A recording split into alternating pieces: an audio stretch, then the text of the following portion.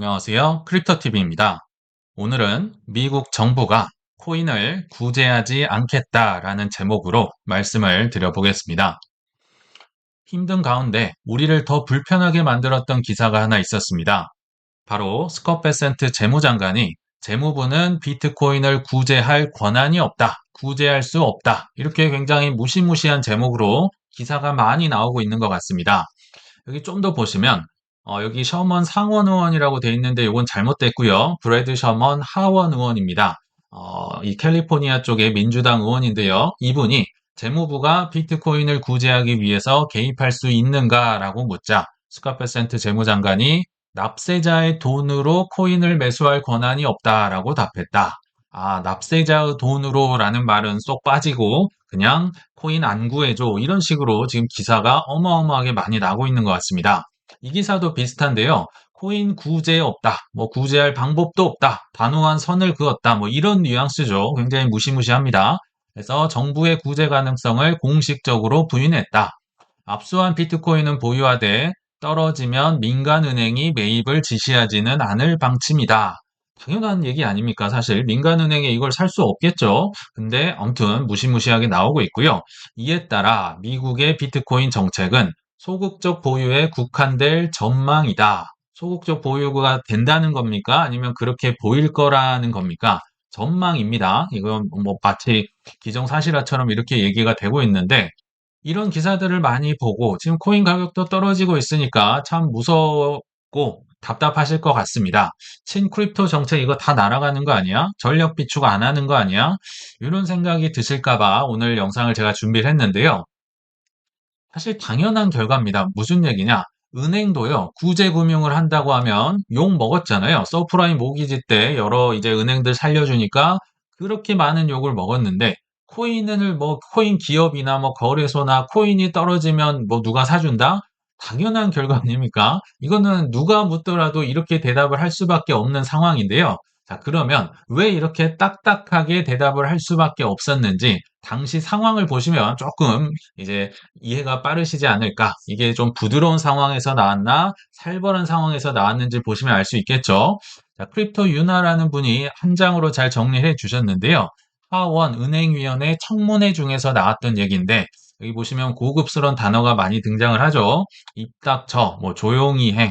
어느 정도 품위는 유지할 수 없겠습니까? 이런 고급스러운 단어가 나올 만큼 굉장히 고성이 오가고 욕설이 난무했다. 지금 화면에 보이시는 이 흑인 여자분이 워터스라는 민주당 무려 18선 의원입니다. 18선 들어는 보셨는지 모르겠어요. 하원은 임기가 짧아서 이게 가능한 것 같은데요. 아, 뭐 정말 난리도 아니었던 것 같고요. 그 분위기를 알 수 있는 재밌는 에피소드, 그 당시에 있었던 얘기 하나만 소개를 해드려 보겠습니다. 자, 이분이 워터스라는 이제 그 캘리포니아 쪽 하원 의원 한 35년 차 의원으로 알고 있는데요. 18선이에요. 이분이 스캇 베센트를 보자마자 하는 겁니다. 자, 이분들은 일단 다 크립토를 굉장히 싫어하는 분들이에요. 스캇 베센트에게 당신 나 처음 만나지? 이렇게 얘기를 했는데 이게 무슨 의미냐면요. 뜨내기 왔어, 뭐 신이 왔어, 이렇게 좀 무시하는 발언이라고 보시면 됩니다. 스캇 베센트는 지금 뭐 힘은 있지만 정치는 거의 처음 하는 거잖아요. 근데 스캇 베센트도 지지 않겠죠. 아, 의원님, 제가 바하마에서 새해 전야제 파티에서 저랑 같이 놀지 않으셨습니까? 굉장히 시간과 장소를 구체적으로 따박따박 얘기를 하니까 워터스도 좀 짜증 나겠죠. 아, 그래? 아, 나는 근데 기억이 안 나는데, 당신 뭐 인상적이지 않았나 본데, 나 기억도 잘 안 나. 아, 재무장관을 굉장히 무시하는 듯한 발언을 또 하고 있죠. 뭐, 너 별로 감동이 없었어. 뭐, 이렇게 얘기를 하더라고요. 그러니까, 스캇 베센트가 또 지지 않아요. 의원님이 저보다 일렉트릭 슬라이드 춤 훨씬 잘 추시던데요. 미국의 이게 뭐 대중적인 춤인가 봅니다. 저는 모르겠는데요. 그래서 이 정말 냉랭한 분위기가 이때만 약간 사그러지긴 했는데, 그만큼 살벌하고 무서운 상황에서 진행이 됐던 이제 청문회였다고 보시면 됩니다. 이 민주당 중진들의 살벌한 코인 공격 중에서 어, 납세자 돈으로 코인 살 거야 안 살 거야 하는데 당연히 안 산다고 해야겠죠. 무죄는 없습니다. 이렇게 일단 나왔다고 이해를 해주시면 되고요. 참고로 아까 그 여자분 맥신 워터스 18선 의원 무려 35년간 이 민주당의 텃밭에서 하원 의원 하고 계신 분이고요. 트럼프 행정부의 강력한 저격수이자 거의 낸시 펠로시 다음 갈 정도로 굉장히 오래된 분인 것 같습니다. 그리고 브래드 셔먼이라는 아까 처음에 나왔던 분은 이분은 남자분인데 역시 15선 의원, 역시 캘리포니아 하원 의원이고요. 29년 정도 하셨고 회계사 출신이며 비트코인을 마약 거래용으로 부를 정도로 강력한 반대론자입니다. 예전에 레리 핑크도 뭐 이런 얘기 하고 다녔었잖아요. 그러니까 살벌하게 공격을 할 수밖에 없다. 그러니까 이렇게 딱딱하게 스카프레센트가 대답을 할 수밖에 없었던 건데요. 자, 그럼에도 전략적 비트코인 이 빚 전략을 옹호를 한 적도 있어요. 근데 이거는 전혀 기사가 되지 않은 것 같아요. 전략적 비트코인 나 잘하고 있다.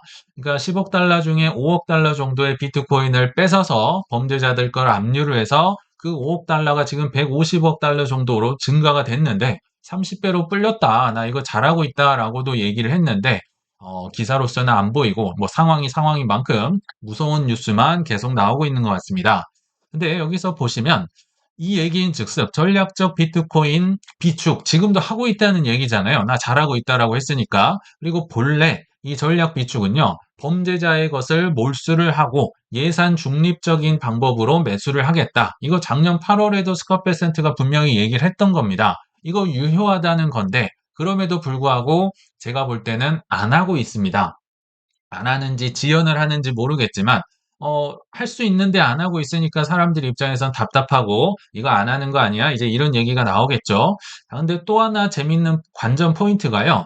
자, 이렇게 지금 크립토도 처참하고 사실 주식도 한국 주식만 재밌었지 미국 주식은 정말 재미없거든요. 자, 트럼프 취임 전 수준으로 다 돌아갔습니다. 비트코인도 돌아갔고요. XRP도 돌아갔고 야, 이렇게 많이 떨어졌는데 트럼프 입장에서는 한마디 해줄 법도 한데 하나도 하지 않고 있습니다. 오히려 여유가 있는 것 같아요. 왜 이런지까지 한번 알아보려고 하는데요.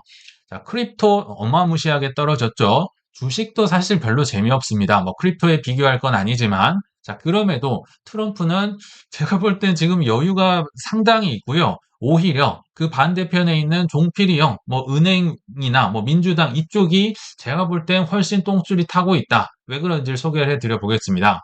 트럼프 입장에서는요, 야, 이렇게 막 지지율도 떨어지고 가격도 떨어지고 하면 한두 마디 뭐 SNS라도 날려줄 법한데 하나도 그런 걸 하지 않고 있고요. 오히려 지금도 시진핑 주석과 오늘 또 새벽이었던 것 같아요. 통화를 하면서 훌륭한 통화였다. 4월 달에 중국에서 만납시다. 올해 많이 보면 한 4번까지 시주석을 본다고 하거든요. 아니, 근데 보는 건 좋은데 작년 4월에도 계속 이랬었잖아요. 근데 올해 4월에도 이러기만 할 거야. 뭐 이런 거잖아요. 뭐 베네수엘라 석유 좀 많이 사주십시오. 그리고 대두도 좀 많이 사주시고요. 뭐 대두가 이제 본인의 집결층 그 농부 분들을 이제 지원하는 의미에서 한 거긴 한데 조금 태평하다. 지금 하던 거 계속 하고 있는 뭐 마무리 짓는 그런 느낌이죠.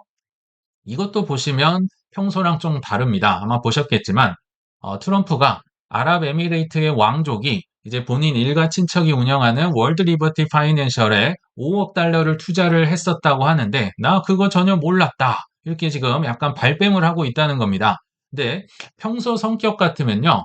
그래서 뭐 어쨌다고 뭐 떨버 뭐 불만 있어 이렇게 할 것 같은데 아니 나 모르고 이렇게 발을 오히려 빼고 있어서 이것도 제가 인상 깊게 기억을 하고 있습니다. 이에 대해서 나는 아는 바가 없다. 그 건은 아들들이 담당하고 있다. 뭐 아들이랑 그 중동 특사 있잖아요. 그분들이 담당을 하고 있다. 모르고라고 얘기를 하네요. 근데 사실 이것 때문에 클래리티 법안까지도 약간 그 통과가 못 되고 있잖아요. 이해 충돌, 부패 가능성 지적 때문에 안 되고 있는데 평소 같았으면 으르렁 하면서 트럼프가 개입을 하면서 막 클래리티 착착 그때 지니어스나 BBB 법안처럼 이렇게 할 법한데 전혀 얘기를 하지 않고 있어요. 그냥 모르고 이상하죠. 근데 몰랐다는 건 사실 말이 안 되는 게요. 여기 뒤에 보시면 다 기브 앤 테이크입니다. 걸리는 게 기부하면 테이크가 있기 때문에 다 이런 게 걸리는 거예요. 이후에 미국은 UAE에 대해서 엔비디아 칩 수십만 개 판매를 허용했으며 당연히 투자를 하고 했으니까 엔비디아 칩을 준 거 아니에요. 자, 몰랐는데 당시에 그렇게 귀하다는 AI GPU 수십만 개를 허용을 했을까요? 우리 기억나실지 모르겠지만 저는 이분이 지금 의도적으로 말을 아끼고 있는 것 같습니다. 예전에 한국 대통령과 젠슨 왕이 만나가지고 서로 GPU 뭐 26만 개인가 줄게 했었잖아요. 이 둘이 만나서 이미 끝난 것까지도 나중에 트럼프가 그거 내 허락 없이 줬으니까 안 돼. 이렇게 했던 게 트럼프인데 이거를 모른다? 있을 수 없는 일입니다. 다 세고 있을 거예요. 제가 볼 땐 의도적으로 말을 아끼고 있다. 그러면 왜 이렇게 여유가 있고 아끼고 있을까? 제 생각에는 자신이 타이밍을 결정할 수 있는 힘이 있다면 그래도 조금 그 전에 준비도 해놓고 좀 더 파일을 키워놓고 다른 여러 가지 뭐 하다가 나중에 한방, 내가 이 한방 타이밍을 결정할 힘이 있다면 글쎄요, 조금 여유가 있는 것도 이해가 되지 않을까 저는 이런 생각이 들더라고요. 자, 반면에 종필이 형은 JP 모건은 일은 벌여놨는데 트럼프는 여유를 부리고 있고, 그러니까 종필이 형은요, 지금 뭐 담보대출, 뭐 비트 이더도 해놓고, 구주화 채권도 판다 그러고, RWA 시대도 준비해놓고, 뭐 그 컨센시스, IPO도 이분이 주관사로 해서, 그러니까 이더리움 그 인프라 기업이죠. 이런 것들 다 준비를 하고 있는데요. 트럼프가 여유 부리니까 오히려 똥줄이 타고 있는 그런 모양새입니다. 제가 몇 개만 보여드려 보면, 자, 이 기사도 제가 좀 예민하게 이런 걸 찾는 경향이 있는데요. 자, JP 모건이 또 이런 얘기를 했다고 해요. 비트코인 약세에도 채굴주들이 랠리를 벌이고 있다? 랠리요? 랠리란 말을 제가 처음 들어봤거든요. 채굴주들이 랠리? 글쎄요. 이게 맞지 않는 얘기를 지금 하고 있어요. 자, 수익성 개선과 비트코인 채굴 기업들이 수익성이 개선됐다? 지금 망하네 만에 하고 있을 텐데, 야, 이거 계속 엉뚱한 소리를 하고 있죠. 뭐 AI 데이터 센터로의 체질 개선 기대감, 요거는 좀 있을 수 있지만 수익성이 개선됐고 랠리가 됐다? 이거는 말도 안 되는 얘기입니다. 그러면서 채굴 업체들의 채굴 수익을 방어했고, 방어 잘 했을까요? 지금 뭐 조금 팔기 바쁘지 않을까 생각이 들거든요. 아마도 이 아이렌이라는 주식 요거 딱 하나만 AI 데이터 센터로 지금 잘 넘어가서 얘만 최근에 약간 기분 좋았다가 뭐 어제만 해도 17% 넘게 떨어졌고요. 장 외에서 또 한 2, 3% 떨어지고 있고 저도 이제 이거 거의 본전 가까이 다시 올 것 같아요. 근데 아무튼 아이렌 잠깐 올랐던 걸 가지고 이렇게 얘기하기 보기에는 JP모건 뭔가 좀 이상한 제가 볼 때는 물렸다 내지는 뭔가 가지아를 외치고 있고 싶다 이런 얘기가 들더라고요. 아까 말씀드렸지만 사업은 이미 버릴 대로 다 버려놓고 또 이분 이더리움 굉장히 좋아하는 분입니다. 채굴주랑 이더리움에 관심이 많았어요. 제가 예전에 보면 그래서 컨센시스라는 기업의 IPO 주관사로도 있을 거예요. 아마 컨센시스도 조만간 IPO 할 거라 생각이 들고요. 또 채굴주 투자도 해놨는데 저는 제가 볼 때는 물렸네. 이 생각을 감출 수 없다. 나중에 보면 알 수 있겠죠. 그리고 또 하나, 이제 뭐 종필이 형과 민주당은 이제 밀접한 관계가 있을 텐데, 미 상원의 민주당이 클래리티 법안 논의에서 긍정적인 결과를 도출했다. 이게 왜 제가, 그러니까 쉽게 얘기하면 민주당이 더 신경 쓰고 지금 강한 의지를 보이고 있다는 겁니다. 이 법안 통과에 의해서요. 정말 이거 하기 싫으면요. 비공개 회의를 할 일이 없겠죠. 비공개 회의를 했다는 건요. 뭔가 강한 의지를 가지고 웬만하면 이거 통과해 줄게. 의지가 없으면 공개 회의, 뭐 비공개 회의 자체를 안 할 거예요. 근데 아무도 모를 때 만나서 했다는 건 뭔가 이들이 지금 급하다. 그래서 긍정적인 심지어 결과까지 나왔다고 해요. 그리고 민주당 상원 원내대표 척 슈머가 참석해서 협력의 중요성을 강조하고 법안 통과를 촉구한 것으로 전해졌다. 야, 이거 뭔가 좀 바뀐 것 같아요. 왜냐면 트럼프 대통령이 막 내지르면서 니네 할래 안 할래를 해야 되는데 실제로 그렇게 해서 지니어스랑 BBB 법안이 통과가 됐는데 지금 민주당에서 이걸 촉구를 하고 있다. 완전히 무산된 건 아니다. 조금 긍정적이다. 좀 뭔가 바뀐 것 같죠? 그럼 이 법안이 어떻게 그럼 진행이 될 것이냐? 뭐 이제 공공 쪽이랑 회의를 해보시면 아시겠지만 병, 정이 와가지고 뭐 회의 자료랑 이런 거 싹 다 만들거든요. 크립토 기업들이 당연히 절충안을 가지고 오겠죠. 자, 그들이 갖고 온 내용을 보면 클래리티 법안에서 핵심이 이자를 주냐 안 주냐잖아요. 보상 관련해서 타협안이 제시되고 있다. 즉 은행이 이렇게 통과가 되면 굉장히 손해가 날 수 있다. 그래서 타협안에는 지역은행이 큰 은행이 아니고 지역은행을 집어넣네요. 왜냐하면 이제 큰 은행이 하면 정말 무섭거든요. 스테이블 코인. 그래서 지역은행들이 좀 소외받고 힘들어지는 거잖아요. 그러니까 지역은행이 스테이블 코인을 직접 발행할 수 있게 해줄게. 그러면 니네들도 스테이블 코인으로 이자 받을 수 있잖아. 그리고 스테이블 코인 발행사가 뭐 서클 같은 데가 준비금의 일부를 지역은행에 예치하도록 하는 의무화. 왜냐면 이거 다 빼갑니다. 코인베이스랑 이런 데서 스테이블 코인 이자 주면은 지역은행 정말 그 예금 맡길 일이 없거든요. 그래서 스테이블 코인 회사 너네들이라도 지역은행에 좀 맡겨줘. 이러면 좀 지역은행도 먹고 살만 하겠죠. 그래서 기존 은행에 타격을 줄 수 있기 때문에 이런 식으로 지금 절충안이 진행이 되고 있어요. 이게 저는 어느 정도 지금 반영이 되고 있다고 보이는 이유가요. 최근에 뭐 미국 주식 재미없거든요. 어제도 또 떨어졌던데 기술주 약세 속에서 이게 최근 뉴스입니다. 지역은행 주가는 계속 올라가고 있습니다. 위에 보시면 이게 인베스코에서 지역은행 지수 ETF인데요.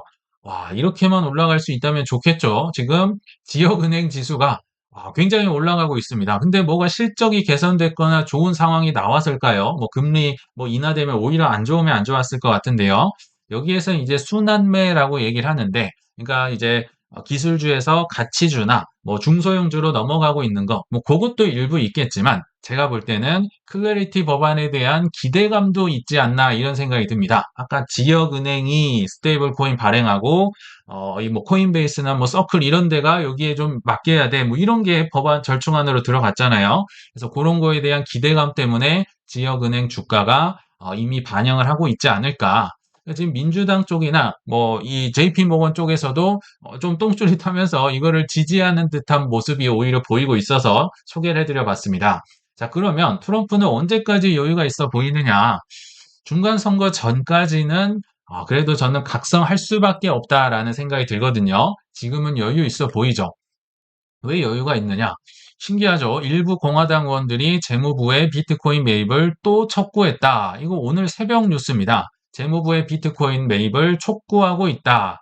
뭐 그중에 대표적인 분이 신시아 루미스잖아요. 베센트 재무장관에게 금 보유고를 활용해서 이걸 뭐 재평가를 하시든지 팔든지 하셔갖고 비트코인을 사세요.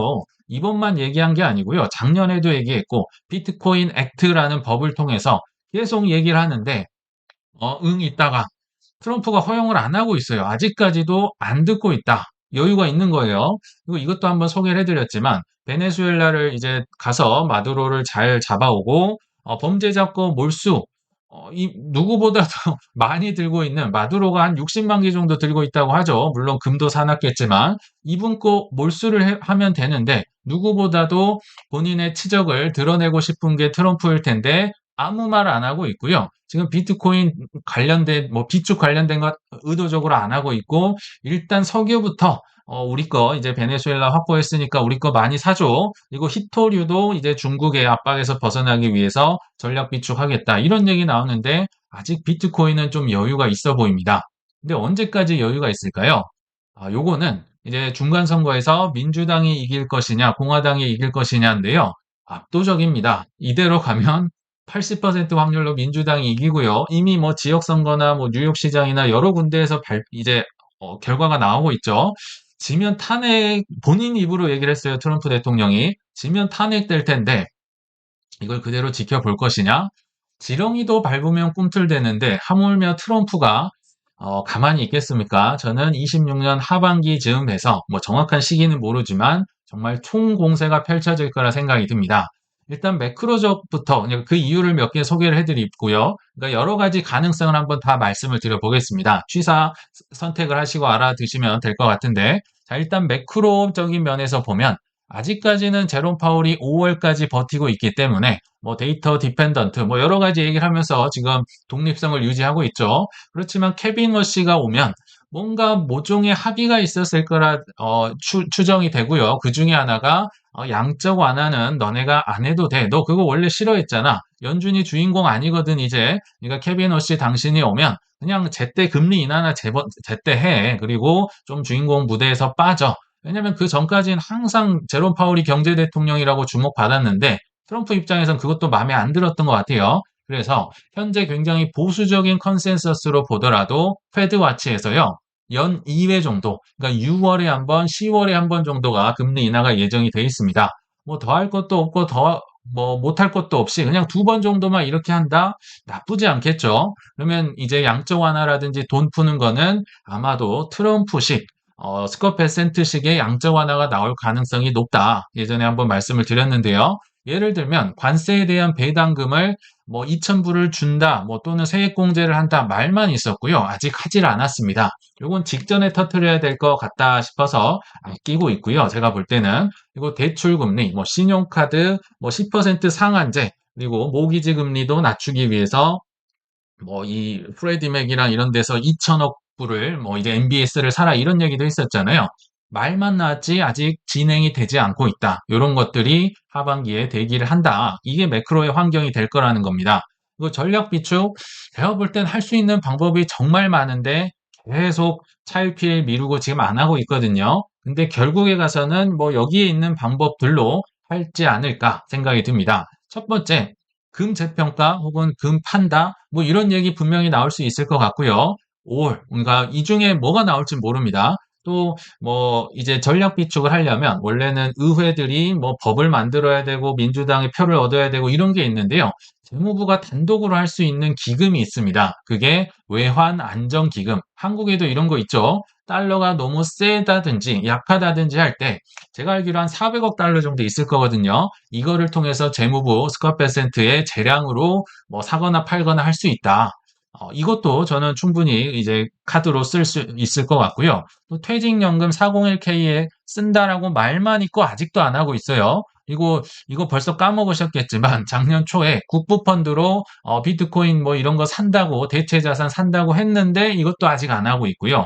또 마두로의 몰수분 저는 이 김에 겸사겸사해서 한 번에 다 나올 수 있지 않을까라는 생각도 들고 또 뭐 관세로 얻은 걸로 이게 이제 우리 그러니까 국민의 세금으로 한 게 아니잖아요. 외국에서 이제 수출업자들한테 받은 그 관세를 가지고 산다든지 여러 가지 아이디어가 나올 수 있다.